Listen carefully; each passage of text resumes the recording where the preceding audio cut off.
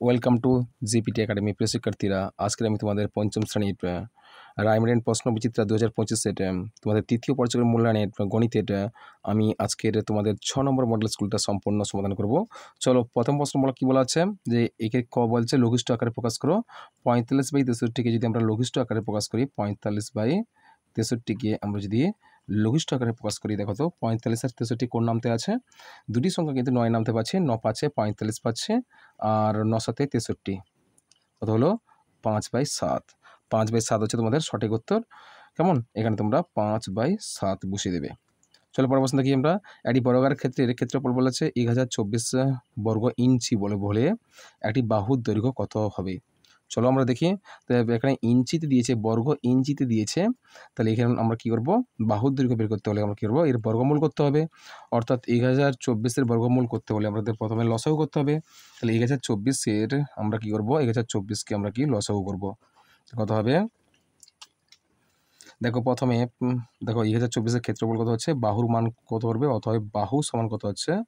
বাহু সমান বর্গমূল 1024। কেমন? এবার আমরা লসাগু করি। 2 5-এ 10 আর 2 1-এ 2, 2 4-এ 8, 2 4-এ 2 2-গুণে 4, 2 2-গুণে 4, আর তারপর হচ্ছে কি দেখো আবার 2 দ্বারা বিভাজ্য হবে। 2 2-গুণে 4, 11, 2 5-এ 10, 1 12, 2 6 12, এটা কিন্তু 2। দেখো আবার 2 দ্বারা বিভাজ্য করো। 2 1-এ 2, 2 2-গুণে 4, 16, 2 আসছে 16, আবার 2 দ্বারা বিভাজ্য হবে। 2 6 12, 2 4-এ 8, আবার 2 3-এ 6, 2 2-গুণে 4, আবার 2 16 2-গুণে 32, আবার 2 8 8 2-গুণে 16, 2 4 4 2-গুণে 8, 2 3-এ 4। কতগুলো 2 পাচ্ছি আমরা? আমরা বর্গমূলের ভিতরে আমরা কিন্তু এই মানগুলো যদি বসাই, 2-এর বর্গ পাচ্ছি, দুটো 2 মিলে কি হচ্ছে? দুটো 2-এর বর্গ। আবার দুটো 2 হলে কি গুণিতক 2-এর বর্গ, আবার দুটো 2 হলে কি হয়? 2-এর বর্গ হচ্ছে। আবার দুটো 2 মিলে কি হয়? 2-এর বর্গ হচ্ছে। আবার দুটো 2 মিলে কি হচ্ছে? 2-এর বর্গ হচ্ছে। কেমন? কত হচ্ছে? কতগুলো 2 পাচ্ছি আমরা? 1 2 3 4 5, অর্থাৎ 2 গুণিতক 1 2 3 4 5, 2 গুণিতক 2 গুণিতক 2 গুণিতক 2 গুণিতক 2, 1 2 3 4 5, 2 2-গুণে 4, 4 2-গুণে 8, 8 2-গুণে 16, 16 2-গুণে 32, কত হচ্ছে? 32। তাহলে বাহুর মান কত হবে? অতএব বর্গাকার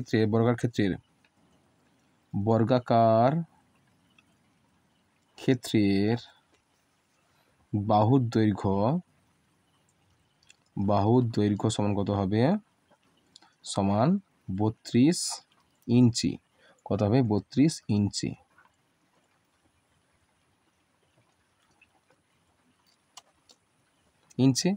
তো চলো পরের প্রশ্ন দেখি আমরা।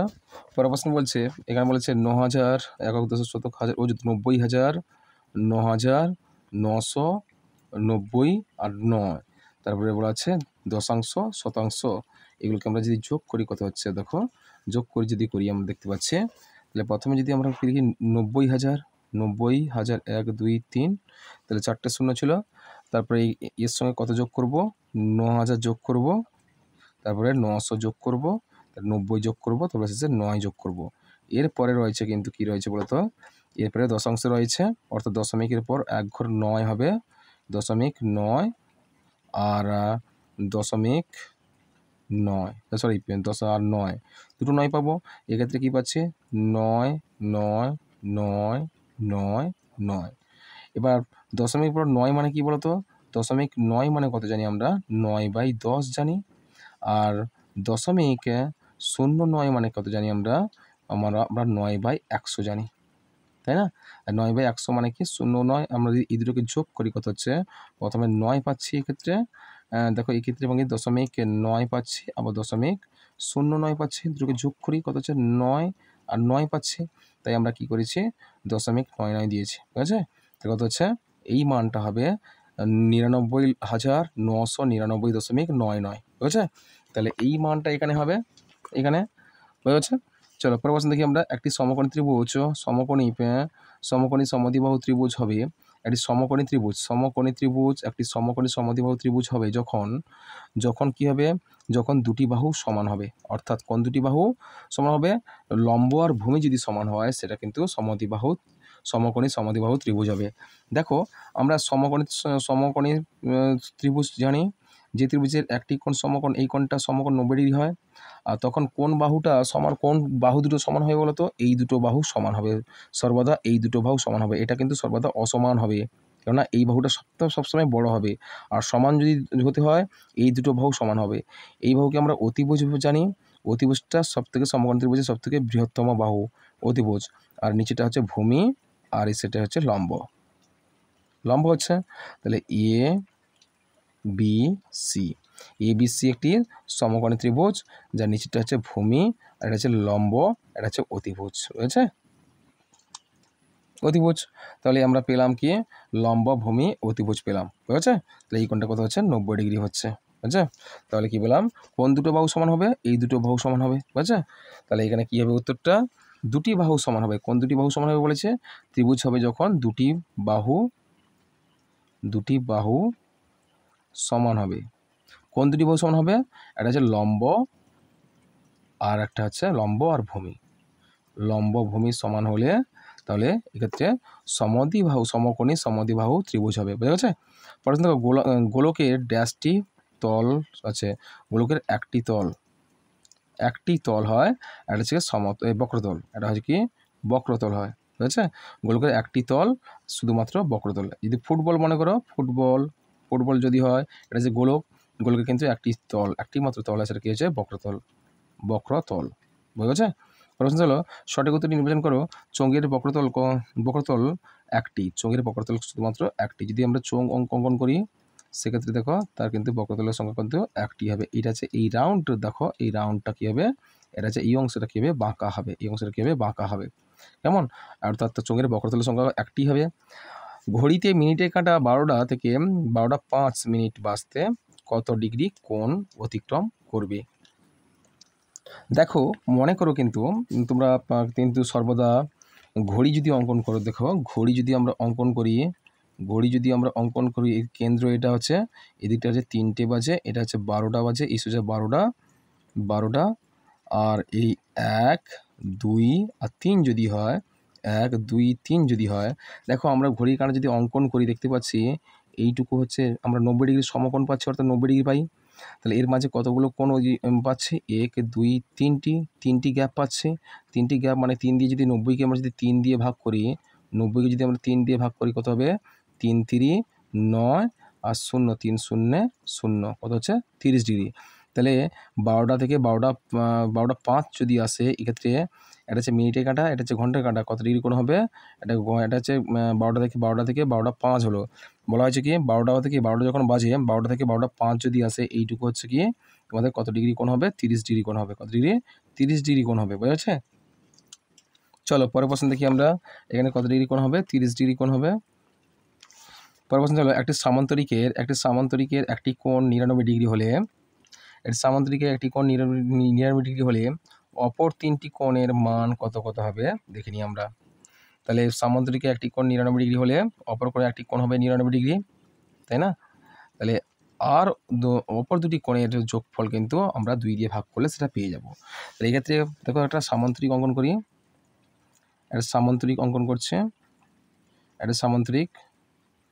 দেখো আমরা এই কোণটা 90-এর বেশি হচ্ছে, তাই না? এটা আমরা 99 ডিগ্রি করি।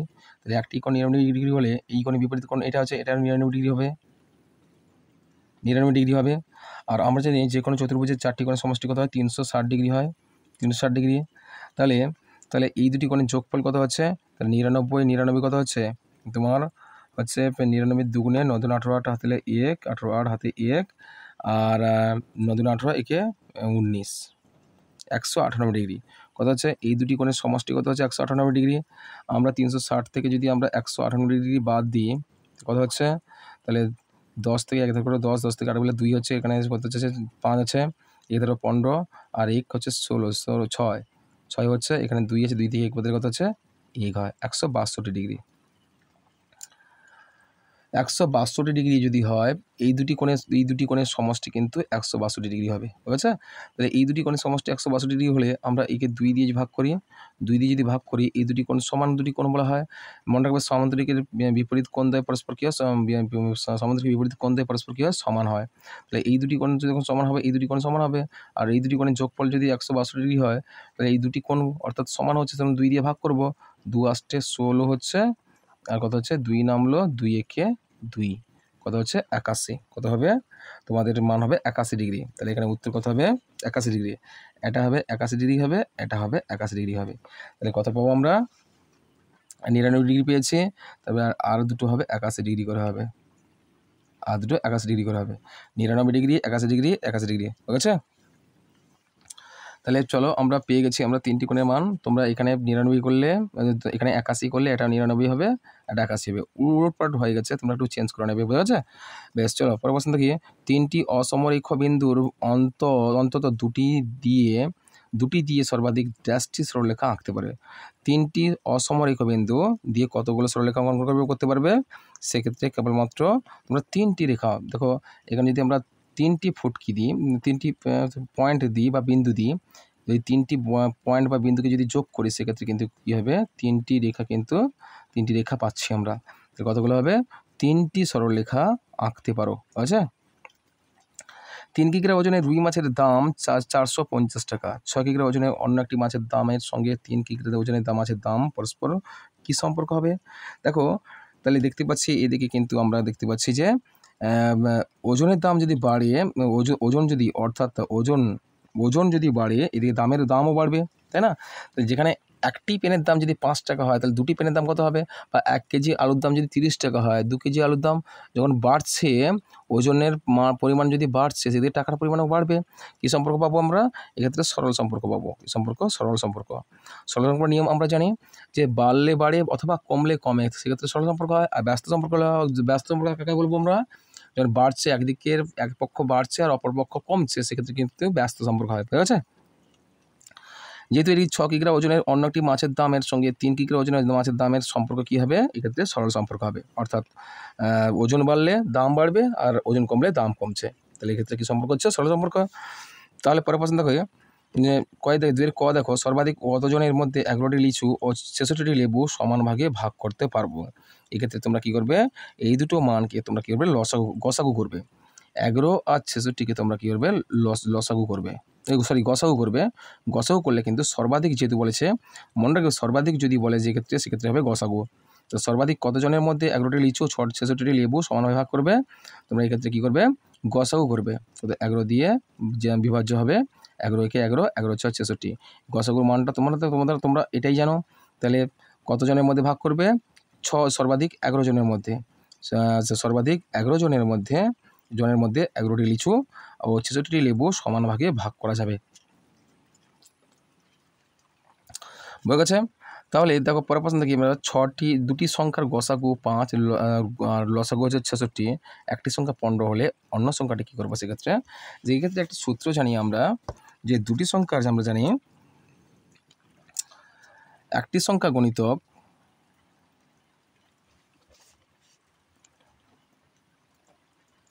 সংখ্যা গুণিতক অপর সংখ্যা সমান লসাগু গুণিতক গসাগু,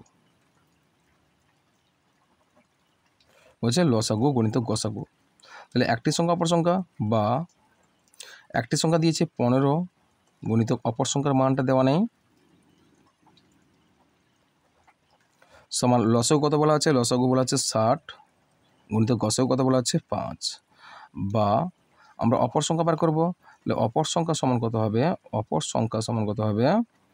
সংখ্যা এই দুটোকে গুণ করে আমরা 15 দিয়ে ভাগ করে দেবো। 60 গুণিতক 5/15, 5 3 15 আর 3 2 6, 3 0 0 হচ্ছে 20। উত্তর কত হচ্ছে তোমাদের 20। তাহলে দুয়ের ক্ষয়ের উত্তর কত হলো? 20 হলো। তাহলে কত হবে? 20 হবে। অপর সংখ্যাটি কত হবে? অতএব অপর সংখ্যা কত হবে? অপর সংখ্যা সমান কত হবে? 20 হবে। পরের প্রশ্ন চলো কি বলা আছে, পরের প্রশ্ন বলা আছে যে শূন্যস্থান পূরণ করো, বলা আছে এখানে বিয়োগ করতে বলা হচ্ছে, এখানে কিন্তু মান নেই, তাহলে কত থেকে কত বাদ দিলে শূন্য হচ্ছে, আমরা যদি 6 থেকে 6 বাদ দিলে কত হচ্ছে শূন্য হয় জানি আমরা। এখানে 2 আছে, এমন একটা সংখ্যা এখানে থাকতে হবে যার 6 বিয়োগ করলে কত হয় 2 হয়, এখানে নিশ্চয়ই অবভিয়াসলি 8 থাকতে হবে, বুঝেছে? তাহলে এখানে 8 হলো, এখানে 6 হলো, এবার দেখি এখানে 6 আছে, এখানে কত থাকতে হবে, দেখো এখানে 5 থেকে তো এমন কোনো সংখ্যা বাদ দিলে তো 6 হয় না, নিশ্চয়ই আমাদেরকে এক ধার করতে হবে। তাহলে এখান থেকে যদি আমরা এক ধার করি 15 আছে, 15 থেকে কত বাদ দিলে কত হচ্ছে, 15 থেকে যদি আমরা 9 বাদ দিই কত হচ্ছে 6 হচ্ছে, বুঝেছে? আবার এবার দেখো এখানে এক ধার করে নিয়েছি, কিন্তু এখানে কত পড়ে থাকবে নিশ্চয়ই জানি না কত থাকবে, এর কত হচ্ছে 5 থাকবে, নিশ্চয়ই কত থেকে কত বাদ দিলে 5 হচ্ছে, 5 6 7 7 থাকবে, এর কত হচ্ছে 7 থাকবে, অর্থাৎ এখানে 7 থাকলে অর্থাৎ 5 6 7 7 থাকলে, তাহলে 7 থেকে যদি 2 বাদ দিলে কত হচ্ছে 5 হচ্ছে, তো এখানে কত ছিল, এখানে 8 ছিল, এখানে কত ছিল 8 ছিল, এক ধার করেছিলাম এখানে, ঠিক আছে?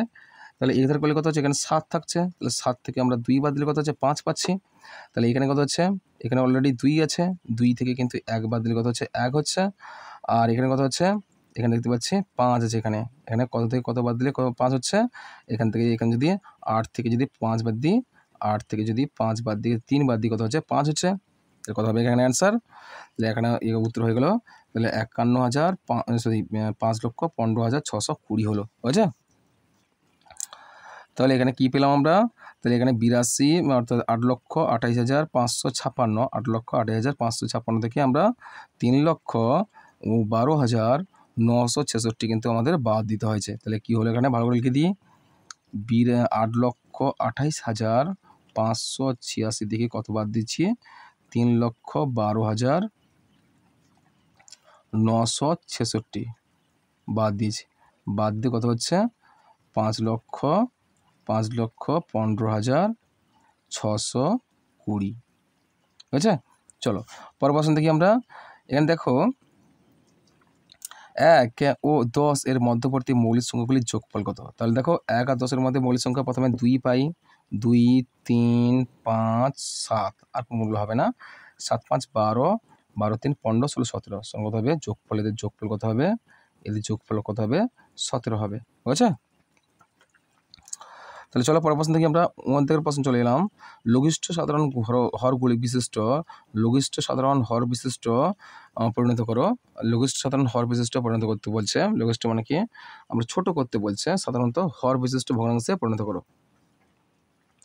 তাহলে হর বিশিষ্ট ভগ্নাংশে পরিণত করতে হলে আমরা কি করবো এক্ষেত্রে, এক্ষেত্রে কিন্তু 1/14 আছে, আর 2/7 আছে, আর আছে গিয়ে 3/21 আছে, আমরা কি করব এইগুলোকে আমরা সমান করব, হরগুলো সমান করব, তাহলে হরগুলো সমান করতে হলে আমরা কি করব, এইগুলোকে আমরা কি করি প্রথমে, চলো আমরা গণিতটা একটু করি, দেখি ভালো করে বোঝার চেষ্টা করি, বলা হচ্ছে এখানে যে লঘিষ্ঠ সাধারণ হর বিশিষ্ট ভগ্নাংশে পরিণত করো, প্রথমে কি কি বলা হচ্ছে, এখানে 14 আছে, তারপরে আছে 2/7 আছে, তারপর হচ্ছে 3/21 আছে, এবার দেখো আমরা যতগুলো হর আছে সবগুলোকে আমরা আলাদাভাবে লসাগু করব, 14 7 21, 7 2 14, 7 1 7, 7 3 21, 7 3 21, কত পেলাম আমরা 7 গুণিতক 2 গুণিতক 3 পেলাম সমান 7 3 21, 1 2 42, কত পেলাম আমরা 42 পেয়েছি।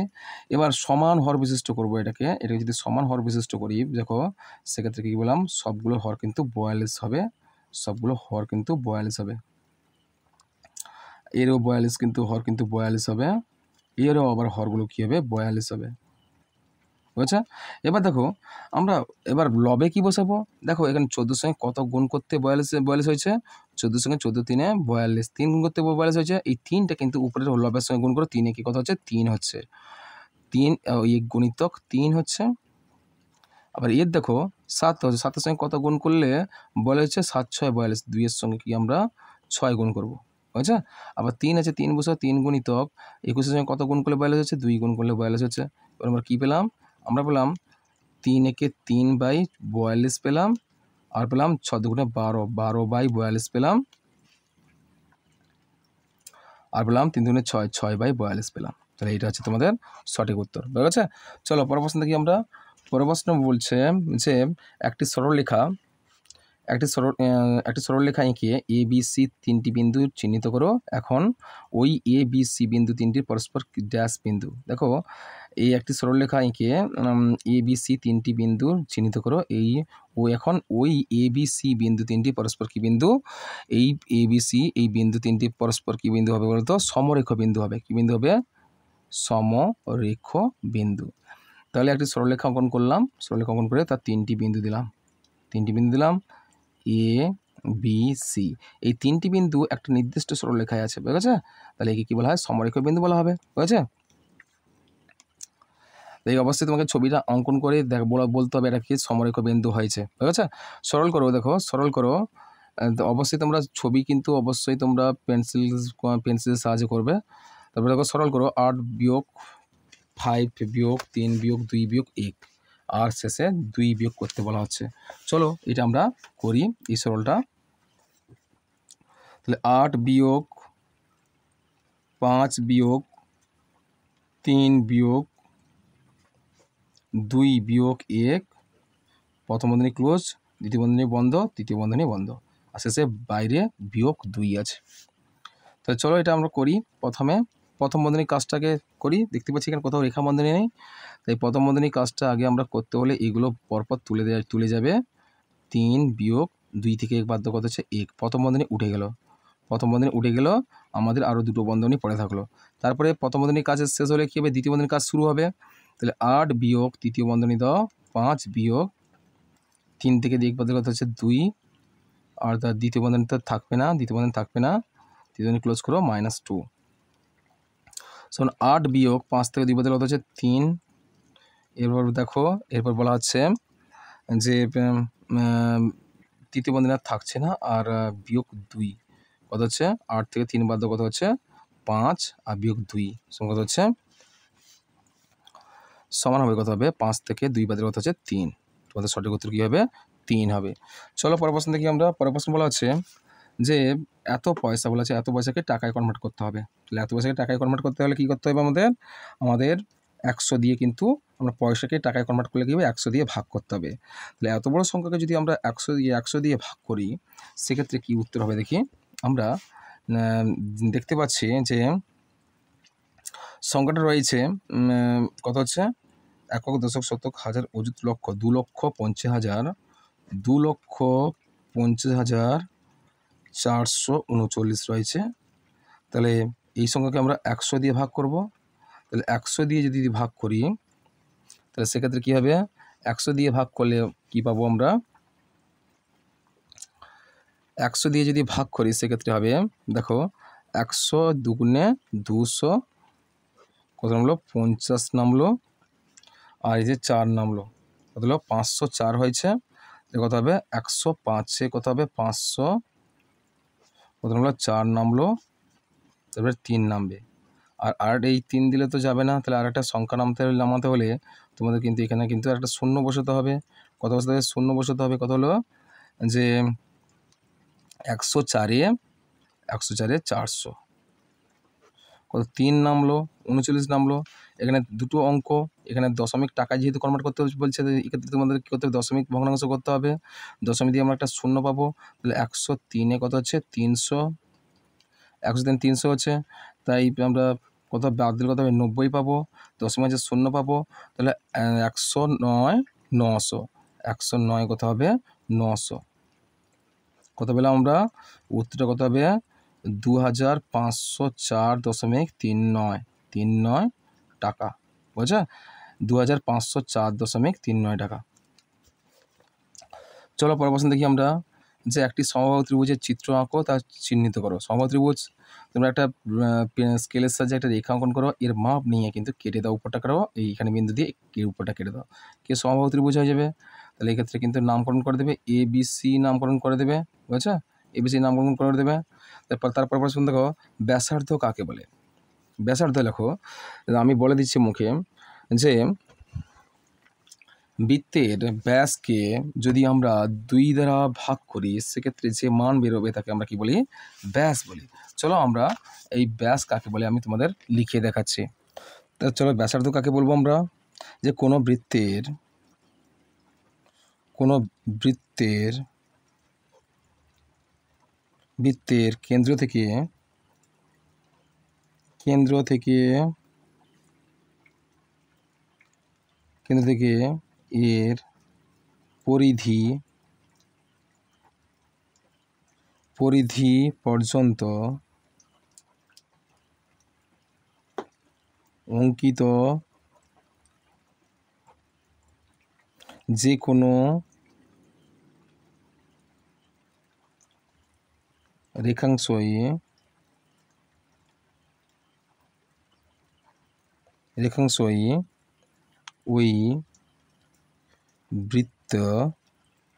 ওই বৃত্তের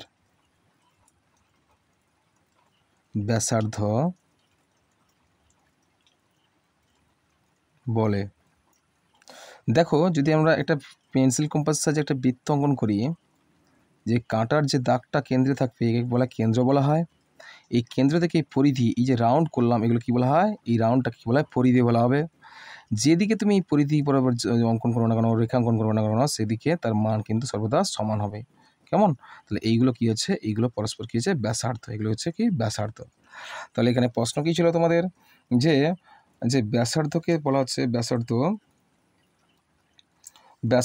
চিত্রসহ, ব্যাসার্ধ কাকে বলে চিত্রসহ দেখাও। তাহলে আমরা ব্যাসার্ধ, এগুলো ব্যাসার্ধ পাচ্ছি। এগুলো হচ্ছে পরস্পর কী হচ্ছে? ব্যাসার্ধ হচ্ছে, বুঝেছে? আর এটা হচ্ছে কেন্দ্র, তোমরা নামকরণ করে দাও ও। তাহলে ও, আর যে কোনো একটা রেখা অঙ্কন করে দাও বি। আর যদি ভালো করে যদি অঙ্কন করো, দেখো আমরা একটা চিত্র অঙ্কন করলে কেন্দ্রে তুমি ও দিলে, আর ধার পর্যন্ত রেখা অঙ্কন করে এটা বি দিয়ে দিলে। তাহলে দেখো, কেন্দ্র হচ্ছে কি? ও বৃত্ত, ও বৃত্তের কেন্দ্র সমান ও, আর ব্যাসার্ধ কী হবে? ব্যাসার্ধ সমান কী হবে? ও এ। বুঝেছে? এভাবে তোমরা দিয়ে দেবে ছবি এঁকে। পরের প্রশ্ন চলো, কী বলা হচ্ছে?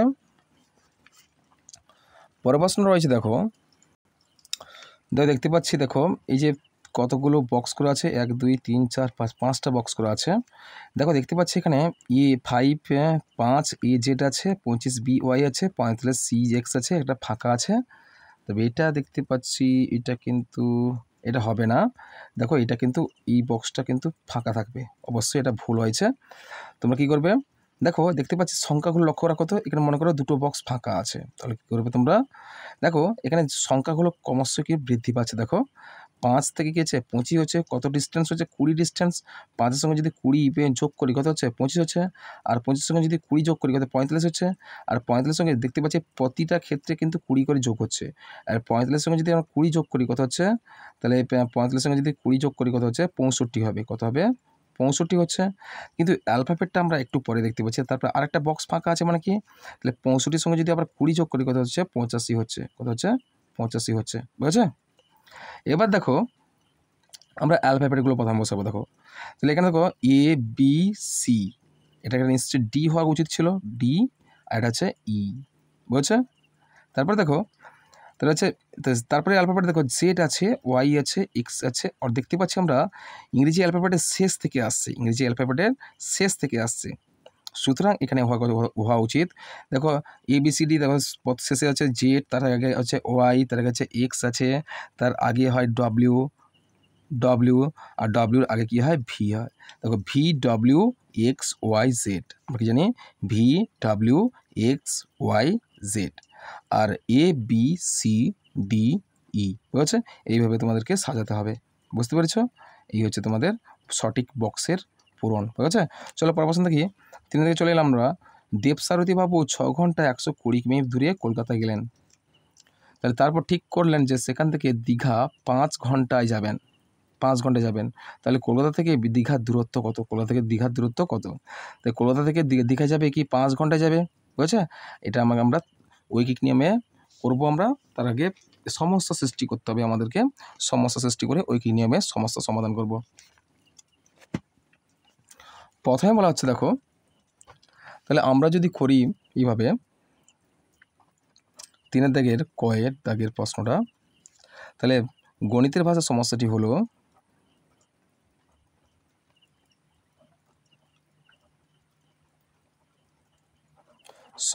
হলো এখানে একক দিয়েছে দুটো একক, কোনটা ঘন্টায় সময় দেওয়া আছে, আর দূরত্ব দিয়েছে কোনটা, এটা একটা দিয়েছে দূরত্ব মান বের করতে হবে। তাহলে দেখতে পাচ্ছি আমরা, তাহলে একটা ঘন্টা বা একটা দিয়েছে সময়, প্রথমে লিখবে সময়, একক কিন্তু ঘন্টায় আছে, ঘন্টা। তারপরে দেওয়া আছে কি, তারপরে আছে দূরত্ব দেওয়া আছে, দূরত্ব কি আছে, কিমিতে দিয়েছে। এবার আমরা কি করব, প্রথমে দিয়েছে 6 ঘন্টায় যায় কত কিমি পথ, 6 ঘন্টায় যায় 210 কিমি পথ। তারপরে আছে তাহলে 5 ঘন্টায় কত পথ যাবে, 5 ঘন্টায় কত পথ যাবে আমাদেরকে বের করতে হবে।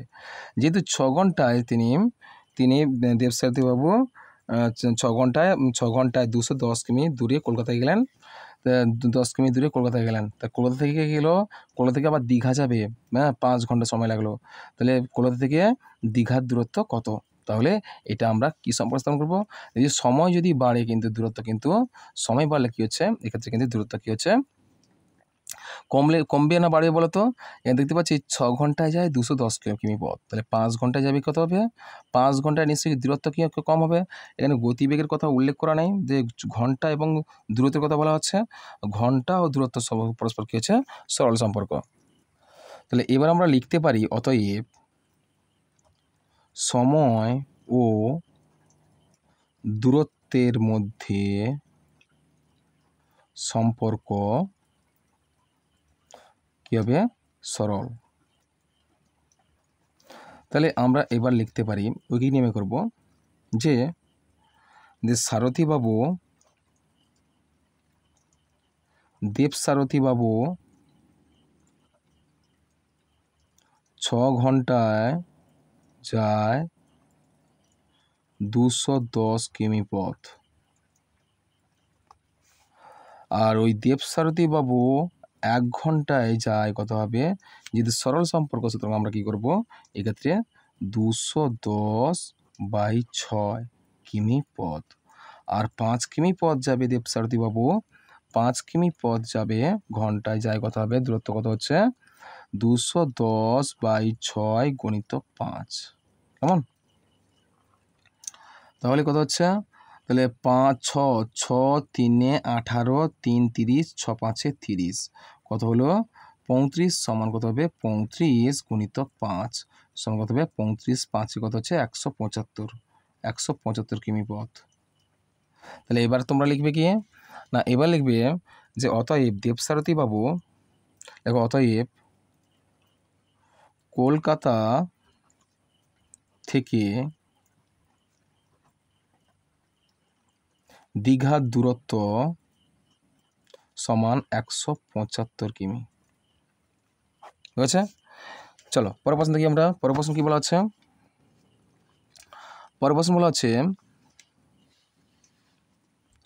দেখো ক্ষয়ের দাগের প্রশ্ন, সমস্যাটি ভাষায় লিখে সমাধান করো। দেখো সমস্যাটি ভাষায় লিখতে হবে। দেখো 40 জন লোক 40 জন লোক রাস্তার দৈর্ঘ্য দিয়েছে, সময় দিয়েছে। 40 জন লোক একটি রাস্তা 8 কিমি দৈর্ঘ্যের রাস্তা 12 দিনে মেরামত করতে পারে। এখানে বলা আছে তাহলে 6 দিনে 12 কিমি পথ 6 দিনে 12 কিমি পথ তৈরি করবে কতজন লোক, কি বলা আছে 12 দিনে 8 কিমি পথ 40 জন লোক মেরামত করতে পারে। তাহলে 6 দিনের মধ্যে 12 কিমি পথ কতজন লোক তৈরি করতে পারবে। চলো এটাকে কিন্তু আমরা সমস্যা অলরেডি দেওয়া আছে, আমরা সমস্যা ভাষায় লিখে সমাধান করি। তাহলে সমস্যাটা ভাষায় লিখে আমরা এখানে দেখতে পাচ্ছি, আমরা লোক সংখ্যার সঙ্গে রাস্তার আর সময়ের সম্পর্ক স্থাপন করব। যখন আমরা রাস্তার দৈর্ঘ্য তুলনা করব লোক সংখ্যার সঙ্গে, তখন সময়টা স্থির থাকবে, আর সময়ের সঙ্গে লোক সংখ্যার সঙ্গে সম্পর্ক স্থাপন করবো তখন কি রাস্তার দৈর্ঘ্য স্থির থাকবে। তাহলে এক্ষেত্রে আমরা করতে পারি এইভাবে। চলো আমরা গণিতটা শুরু করি। চলো আমরা গণিতের সমাধান করি। কি 40 জন লোক 8 কিলোমিটার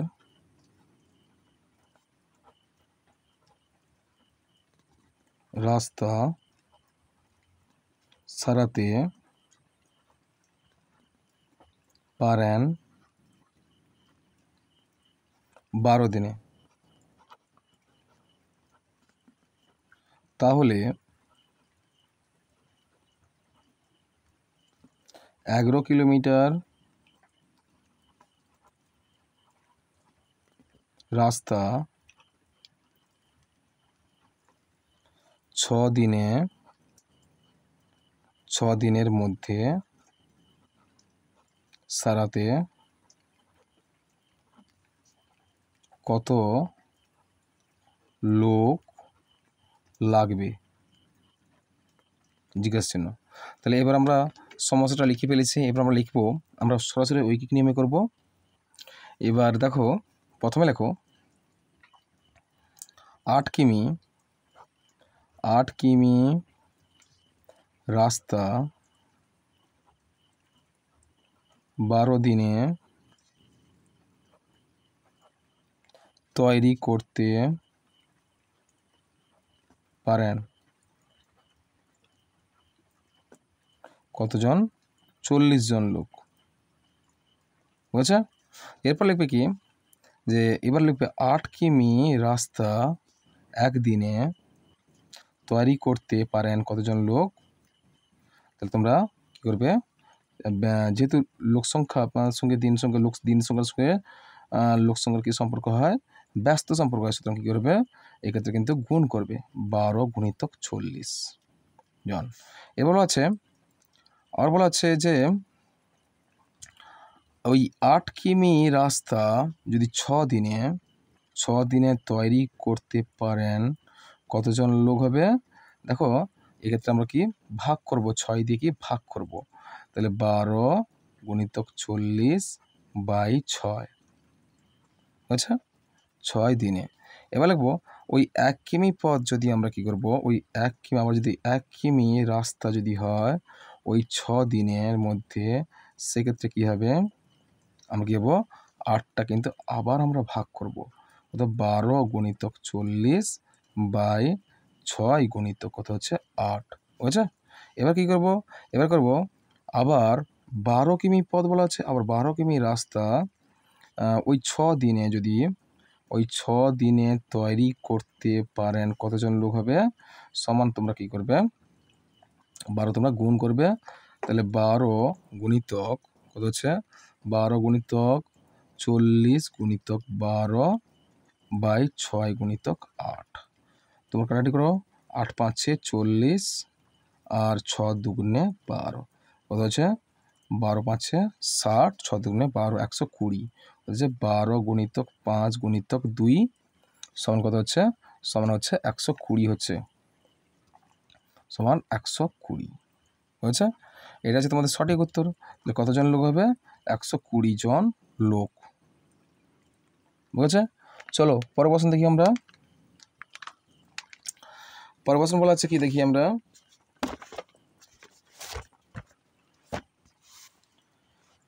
বলেছে মদনবাবু একটি জমি কিনেছেন যার দৈর্ঘ্য হচ্ছে এত ফুট ও প্রস্থ হচ্ছে এত ফুট। যে আমি জমিটির চারিদিকে বেড়া দিতে কত ফুট দৈর্ঘ্যে কাঁটাতার লাগবে আর জমিটির ক্ষেত্রফল কত। প্রথমে কি আছে, তাহলে ফুটে দেওয়া আছে, তাই না?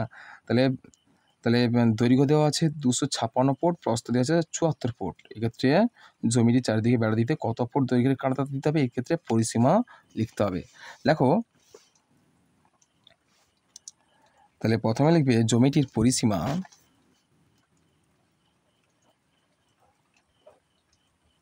জমিটির পরিসীমা সমান কত হবে, পরিসীমা সমান আমরা কি এটা যেহেতু আয়তাকার বলা হয়েছে, জমির দৈর্ঘ্য প্রস্থ যেহেতু আছে এটা নিশ্চয়ই আয়তাকার হবে।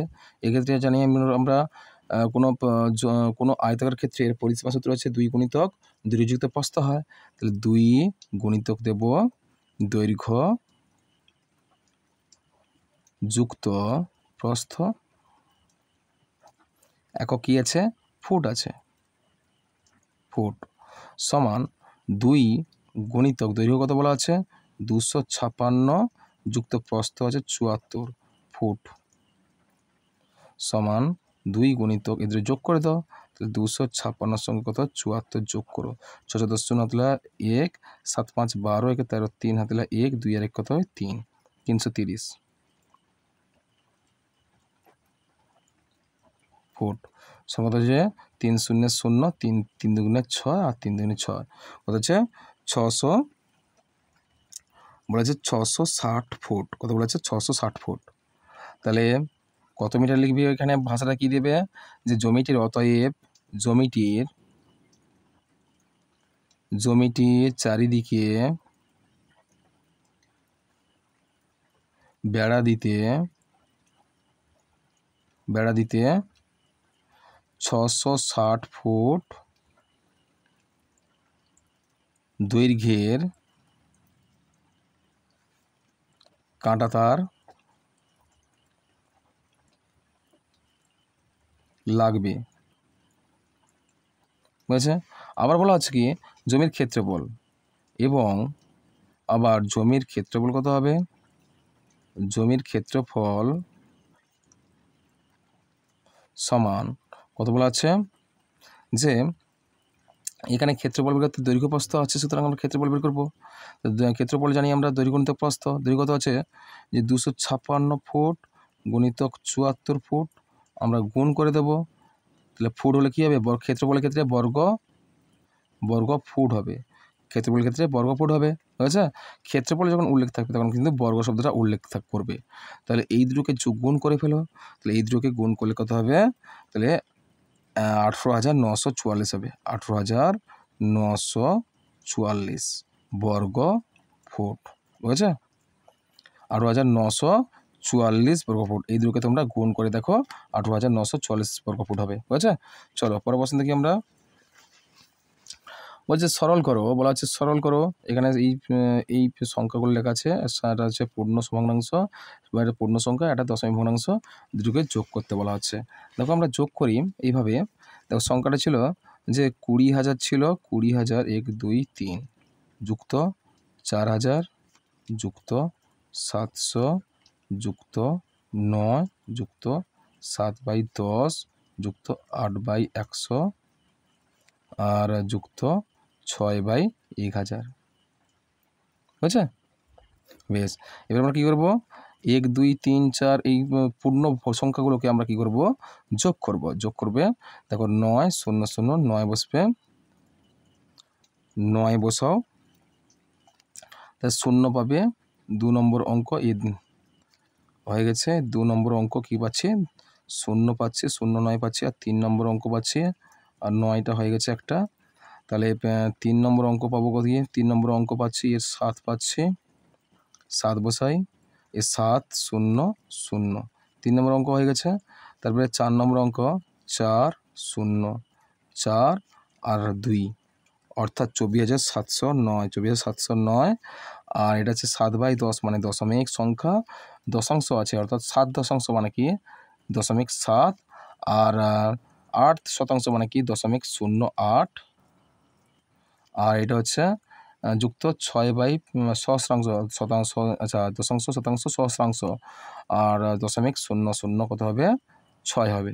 বুঝছো? তাহলে এটাকে তোমরা ভেঙে নিতে পারো। তাহলে এটাকে দশমিক ভগ্নাংশে প্রকাশ করলে কি 0.7 হবে, আর এটা হবে 0.08 হবে, আর এটা হবে 0.006 হবে। বুঝছো? তাহলে এই তিনটেকে যোগ করবে, টোটাল সবগুলোকে যোগ করলে কি হবে? দেখো তোমরা টোটাল যদি সবগুলোকে যোগ করো, আমি আবার লিখছি, দেখো তোমরা টোটাল যোগ করলে কত হবে? তাহলে এখানে কত ছিল? সমান, আর একটা সমান দিয়ে দেবে এখানে, সমান দিলে আবার সংখ্যাগুলো 20,000 যুক্ত 4,000 যুক্ত 700 যুক্ত 9, এবার যুক্ত 0.70700 যোগ করলে কত হবে? 24,709.786। বুঝেছে? এটা হচ্ছে তোমাদের সঠিক উত্তর। চলো পরের প্রশ্ন কী আছে দেখি নিই আমরা। তারপরে পরের প্রশ্ন দেওয়া আছে, দেখো যে একটি বৃত্ত অঙ্কন করে তার ব্যাসার্ধ জ্যা চিহ্নিত করো, নাম দিয়ে ও পরিমাপ করে তাদের দৈর্ঘ্য লেখো। তাহলে ব্যাসের দৈর্ঘ্য কত তোমরা মাপ নিয়ে সেটা তোমরা অবশ্যই করতে পারবে। একটা বৃত্ত অঙ্কন করবে, ধরো একটা 5 সেমি ব্যাসার্ধ বিশিষ্ট একটা বৃত্ত অঙ্কন করলে এই ব্যাসার্ধ এর পরিমাপ নিয়ে এটা তোমরা রাউন্ড করে দাও। রাউন্ড করে দিলে তাহলে এইটুকু দৈর্ঘ্য কত হবে? একটা ও কেন্দ্রবৃত্ত দিয়ে দাও, এটা দিয়ে দাও, এ দিয়ে দাও, আর এটা হচ্ছে বি দিয়ে দাও, বা এটা বি দাও, এটা এ দাও, এটা বি দাও, কেমন? এবার গেছে ব্যাসার্ধ জ্যা, একটা নির্দিষ্ট জ্যা অঙ্কন করে দাও, নিচে দিয়ে দাও, তাহলে সিডি দিয়ে দাও। তাহলে হচ্ছে চিহ্নিত করো যে ব্যাসার্ধ জ্যা চিহ্নিত করো। তাহলে এদের পরিমাপ করতে বলা হচ্ছে। তাহলে তোমরা স্কেল দিয়ে এই জায়গাটার পরিমাপ করে নিতে পারবে। তোমরা যেহেতু এটা 5 সেমি নিয়েছো, তাহলে ব্যাস কত হয়েছে? ব্যাস 5 সেমি ব্যাস হলে ব্যাস কত হবে? ব্যাস হচ্ছে কি? তাহলে এবি ব্যাস সমান কত হবে? এটা 5 যদি হয়, 5 5 কত হবে? 10 হবে। তাহলে 10 সেমি। তাহলে ব্যাসার্ধ কত হবে? ব্যাসার্ধ তার অর্ধেক হবে, তাই না? ব্যাসার্ধ অর্ধেক হবে, অর্থাৎ ও বি ধরো ব্যাসার্ধ। ও বি হচ্ছে তোমাদের 10/2 সমান হচ্ছে 5 সেমি। বুঝছে? আবার জ্যা ধরো তোমাদের, যা নিশ্চয়ই একটু সমান হবে, ধরো 4 কি 3 মেপে দেখবে স্কেল দিয়ে, এরকম বৃত্তকোণ করে। জ্যা কত হবে? জ্যা হবে সিডি জ্যা দিয়ে দাও, নাম এটা স্কেল দিয়ে মেপে নেবে। আমি দিলাম আনজাতে দিলাম কত হবে? 6 দিলাম, 6 সেমি দিলাম। এভাবে তোমরা লিখে দেবে। চলো পরের প্রশ্ন কী আছে দেখে নিই আমরা।